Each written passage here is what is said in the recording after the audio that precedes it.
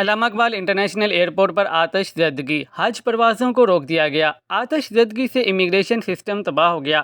Airport حکام نے immigration hall خالی کروا لیا۔ آگ لگنے کے بعد امیگریشن کا عمل روک دیا گیا، جس کی وجہ سے مسافروں کو پریشانی کا سامنا کرنا پڑا۔ آگ کی وجوہات معلوم کرنے کے لیے تحقیقاتی کمیٹی تشکیل دے دی گئی ہے۔ تفصیلات کے مطابق لاہور کے علامہ اقبال انٹرنیشنل ایئرپورٹ پر صبح 5 کے قریب آگ امیگریشن کاؤنٹر کی سیلنگ میں اچانک شارٹ سرکٹ کی وجہ سے لگ گئی۔ آگ کے باعث مسافروں میں بھگدڑ مچ گئی۔ آگ لگنے سے ایئرپورٹ کے لاؤنج میں دھواں بڑھ گیا۔ آگ لگنے سے امیگریشن سسٹم جل گیا، جبکہ عمارت کو خالی کروا لیا گیا۔ ایئرپورٹ کے لاؤنج میں آگ لگنے کے بعد سول ایویشن کا عملہ آگ بجھانے میں مصروف رہا، جس کے بعد آگ پر قابو پا لیا گیا۔ امیگریشن سسٹم میں خرابی کی وجہ سے سری لنکن ایئر لائن کی پرواز کا رخ موڑ دیا اور لاہور سے جانے والی حج پرواز کو بھی روک دیا گیا۔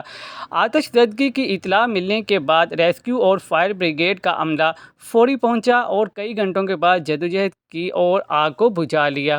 ابتدائی تفتیش کے مطابق آگ لگنے کی وجہ شارٹ سرکٹ بتائی گئی ہے۔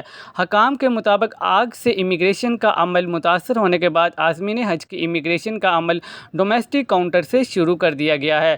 سول ایویشن اتھارٹی حکام کا کہنا ہے کہ ایئرپورٹ پر لگنے والی آتش زدگی پر قابو پا لیا گیا ہے اور حج اور دیگر بین الاقوامی پروازوں کو ڈومیسٹک سائٹ سے چلایا جا رہا ہے۔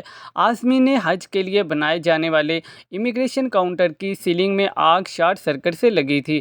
حکام کا یہ بھی کہنا ہے کہ ڈومیسٹک فلائٹ آپریشن بھی جلد بحال کر دیا جائے گا۔ آنے والی پروازوں کی مینول امیگریشن کی جا رہی ہے۔ آتش زدگی سے پہلے حج پرواز میں 6 بین الاقوامی پروازوں کی روانگی میں تاخیر ہوئی۔